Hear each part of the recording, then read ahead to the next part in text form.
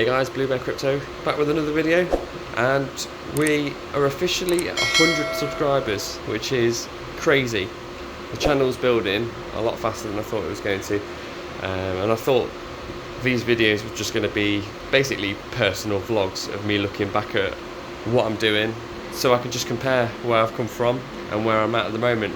It's really nice to have so many people following along. Just let me know what you guys want to see out of a UK crypto miner. Anything, any aspects that you're interested in me discussing more, or anything that you want me to talk about, then just feel free to drop a comment and let me know. We've also started the Wall of Fame, so we've got Jason Kidwell 1767 and Topology 7567, and this whole wall will be full of names. So give that a year or so and we'll probably have to go to the ceiling or something, not too sure. Graphics cards are on, as you can see through the little glinting light. We've got the solar panels doing their work today, so the rigs are on to make up for that. I did have a weird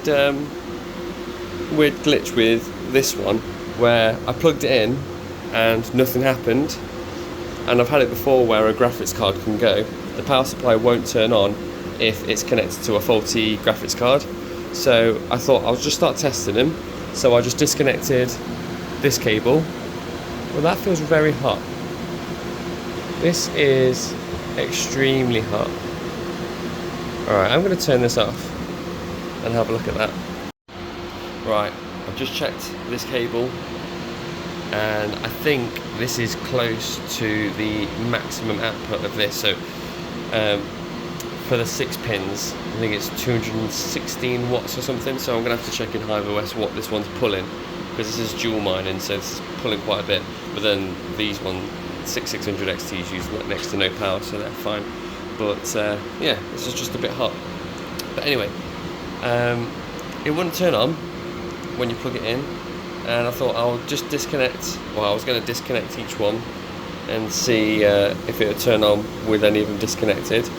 Disconnected this one, and then it started working, and then I thought, okay, that's strange, so I thought I'll just try and plug it back in and then turn it back on, and then it worked. So I've literally unplugged it, plugged it back in, and it's working. So I feel like a right tech guru right now. But yeah, I thought I'd also just talk about the state of GPU mining at the moment and dealing with people that aren't too comfortable with the crypto space yet, but we'll do that on the computer, so let's go. Hi guys, we are in the computer. Okay, so I thought I'd just bring this up. This is a really good website, GPU Mining Resources. Gives you all information that you need to know about anything relating to graphics cards and like power usage, just anything. It's got a lot of good content.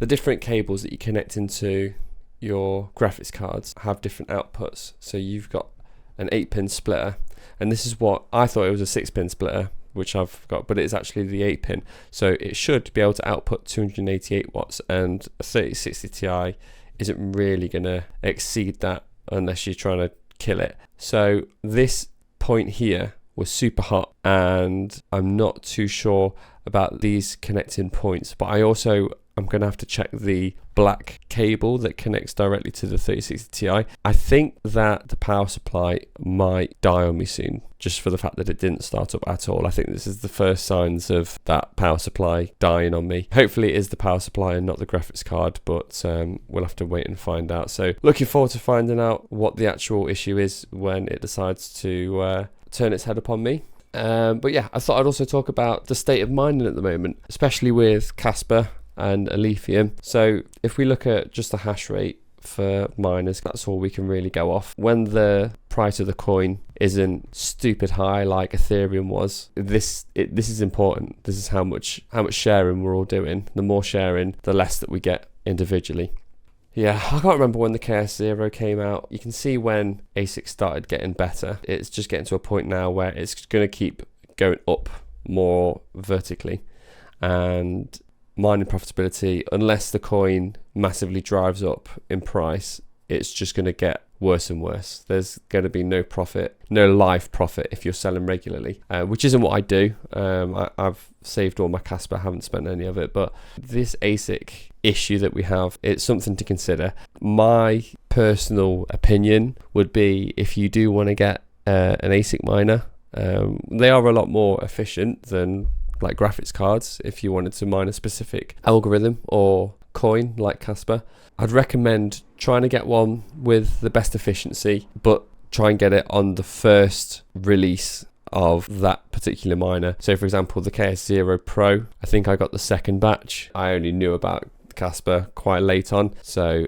I got those miners from that second batch as soon as I could. The rates that it's going up now, if you get a Casper miner at any point now, if you look at how much you'll make, so for example, the KS5M, daily profit, well, if it was on my power rate, daily profit would be $48.55. And this number, if you're looking at this incline, that number is going to go down very quickly, because the ASICs are just getting so good at such a fast rate that this number, it means nothing. That's going to change and it's going to go down. First KS0 Pro that I got the first one, and then I got 5 others, I think about a month later. The first one was getting like $200 a day. So $200 a day for one KS0 Pro. Now I'm getting $122 for 6 KS0 Pros. And that's before taking into account electricity costs. So it was really good at the time, and that is something to look at in terms of how much you will make in profit when you buy it. But that time that you've got for that good profit margin is very small now. I think it's just going to get worse and worse in terms of profit. So unless you're a big boy miner getting the big boy rigs, then home miners probably going to be just good for heating your house if that's what you wanted to do, and not thinking about that kind of miner as something that will make you lots of money. Granted, I do think Casper will go up a lot. I think we will get big gains in this bull run, but it's just a waiting game. I'm not too sure how much it's going to go up in price compared to the hash rate. It may still be a case that the mining profits are low just because of the hash rate and how high it's gone. If we look at Alephium, it's kind of similar to here, about October with Casper. Alephium is slowly getting more and more ASICs online. I think we're going to get the same with Alephium, where it's just going to go vertical soon. So anything that you get with them, it's Alephium will probably be a bit better in terms of how much profit you will get, because it's still fairly early days for Alephium. I'd say that's the equivalent of when like the KS0 came out, but it is going to be faster than when Casper had their miners coming out. So I think Alephium is kind of at this point at the moment, but I think it's probably going to be less than half the time for it to get to this sort of incline, just because the competition seems to be a lot higher. And then if you compare it to Bitcoin, it's basically the same thing that's happened. So it was going up fairly nicely. We did have a big drop in 2021, but then the rate of incline in hash rate, it just gets more and more vertical. So at this point when this was happening, all the miners that started here and they looked at their profitability, at this point the profitability would have just been nowhere near what it used to be. So it's just something to consider. It's not the safest investment to buy a miner compared to what it used to be like at the start of the year or 2023. So when I first started mining crypto and getting into it and learning about Bitcoin, I wanted to tell everyone. I actually got in when GameStop started shooting up. That's what got me into crypto. So I bought some GameStop stocks and then sold them at $169, gobble. And then with that, it gave me an option to start investing in other things. And I didn't know much about companies and stocks and shares, so I thought I'd dabble a bit in crypto and started looking into it and learning about it. once it clicked with me, I wanted to share that with everyone, and I just wanted every single person that I knew to know about it and to buy as much as they could, because I believed in it so much. You get dragged into this tunnel of this is the only thing that will make you big money, and if you don't jump in, then you will lose out. Unfortunately, I was buying into it at the top of the last bull run, so I got stung a little bit hard there.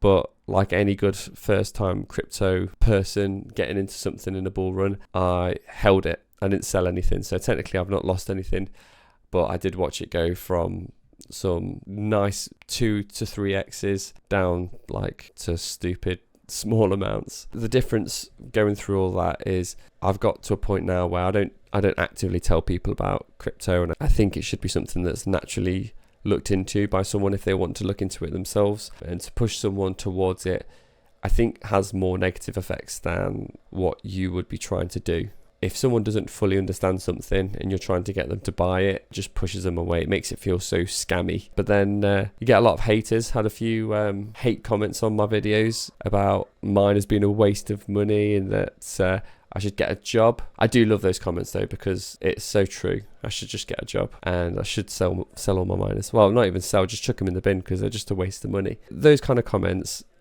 I like them because they are true in a sense. Like if you look at profitability right now, it is very low. Why would you mine with such low profitability? So they have a point. There is a point there, but obviously people like that don't fully understand the whole crypto situation that we're in, and all they know is what's been taught to them in school or what their financial gurus around them have told them to get into, just like the standard S&P 500s, which isn't a bad thing. It's the safest option compared to something like crypto. Yeah, I used to really get affected when someone was trying to drag you down, saying, what are you doing getting into crypto? But now I've got to the point where watching my money go all the way up and all the way down, it really zened me out when it was at the bottom, just because I've watched my money go from so high all the way down. I feel like it humbled me a little bit. It made me realize I don't know anything about what's going to happen with crypto. It doesn't matter how many people tell you what is going to happen with crypto, it just probably isn't going to happen. And the biggest thing that I've learned with crypto is if enough people are saying something is going to hit a certain price, or if people are saying this next coin is going to be the biggest coin, it's probably not going to be the case. Plan for the negative and be happy about the positive if it happens. That's about it really for today. I'm really happy with the amount of people that are interested in my videos, and I'd love for more comments. I'm really happy with the Discord that we've got. We've got a slow, steadily increasing group of lots of different people. Some people with experience in solar panels, some people with experience like CPU mining, and I think if we just get everyone together in something like that kind of group on Discord, then it's just going to set everyone up in the best step if they want to go down the crypto mining route. So I'm really happy with that, and I'm really happy with everybody just joining together. Essentially, what I set the channel up to do was to create a community for people with high electricity costs that are battling to make something profitable. I would say that so far it's a success. People are getting involved. We're all just going for the ride. We can all just pat each other on the back when losses are strong, and then when we're flying high, I think 2025 will be a very good year. I hope that we all get a cheeky profit at the end of the day, and I think 2025 might be the time for us to do that.